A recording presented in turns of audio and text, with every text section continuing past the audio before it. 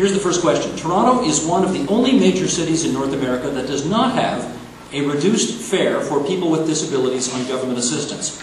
In Ontario, people receiving social assistance through the Ontario Disability Support Program receive approximately $1,000 per month. Would you support and advocate for reduced fares for people with disabilities on ODSP that are similar to other cities? Sarah Thomson. Yes, I do support the reduction of fares for people with disabilities. Ottawa, Oshawa, Montreal, and Calgary all have reduced fares for people with disabilities. This is part of my Unlocking Toronto campaign.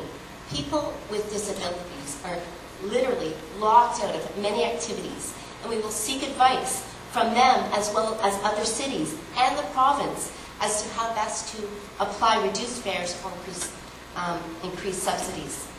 Affordable transit increases participation in community access to employment and better quality of life. As well, I will work to convert existing subway stations to be fully accessible wherever possible.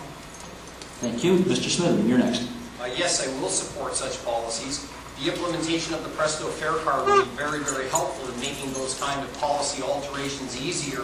But even though there are barriers to implementation, this community knows well that if you have strong convictions, you can overcome barriers. So yes, I will. I also think it's regrettable that the TTC capital budget has slowed down in terms of making the Toronto Transit Commission more accessible. I think we need to drive with all the vigor that we can and bring capital resources to the fore to do a better job of making the existing Toronto Transit system much more accessible for people that are experiencing physical disability, people who are aging, people who are pushing strollers. And I was really privileged that I had an opportunity recently to experience some of the challenges that people in wheelchairs experience when they try to ride today's Toronto Transit subway system. Rocco Rossi. Absolutely, yes. It's one of my three pledges. There's no question that a transit pass is a key to freedom and a key to mobility, not just to work, but to live and play. I've seen that with my brother Bill, and I know that to be the case in the community. As I was saying in my introductory remarks as well, the accessibility issue on the subways is critical for wheelchairs. And the budget has been pushed so that it's now 2024, just 1 year before it's been mandated by the province to be accessible. That's been pushed back from 2020, and we need to bring it back to the original deadline of 2020 and have to make it happen. I am there about creating value for money at the city because we need the money to invest in our values. And there's nothing more valuable than our disabled community. Joe Pantalone. Well, accessibility to transportation for everybody is a fundamental right. However, we got a problem in this city. To answer the question, first of all, I will have a close look at it. But reducing fares, when fares are already high, that means they're high in the first place. And that's a serious problem. The transit is one of those downloaded services from the province from Mike Harris years, which has not been taken back. For example, the city is paying $512 million on property taxes for transit subsidy. If it had been under Bill Davis, Peterson Ray, Tory, Liberal, and DP at the time, the province would have paid half of that, $256 million. We would have been able to lower everybody's fares if the province was doing its share and carrying on, with its transit system as well. And that's the basic problem we have. Reducing it from high amounts doesn't solve the problem. We've got to reduce it for everybody. Giorgio Mammoliti. Well, I think it's very important to say that I do support the concept. I think it's important that reductions are there for the disabled.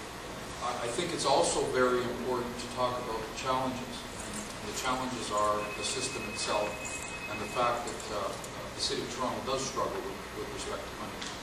The disabled community, those that, and we're talking about those that are outside of the ODSP, I think it's important to recognize that they make 30% less than the average person out there. And for that reason, I think it should end strictly with social assistance. I think that we should reduce it for anyone that is disabled.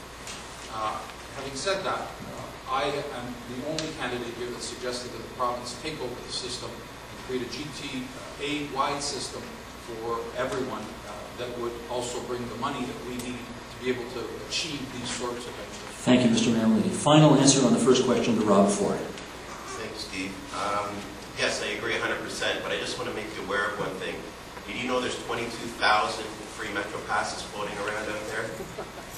That's equivalent to $30 million. If everyone had to pay to get on the bus, the TTC would have $30 million. If anybody should ride the bus for free or the TTC for free, it should be seniors and people with disabilities. But there's, like I said, 22,000 free Metro passes out there. All the councillors get them, all former commissioners get them. We have to stop that. When I become mayor, that's the first thing we're going to eliminate are all these free passes and try to help these people or subsidize the people with disabilities and seniors. I'll tell you where the TTC also is losing a lot of money. We budgeted $43 million on the St. Clair right away. We're up over $120 million now and it's still not finished. We sole source subway cars, $750 million, largest purchase in Toronto's history. We could have got it done for $550 million from Siemens. We lost $200 million of taxpayers' money. Thank you, Mr. Ford. Thank you. Thank you, Mr. Ford.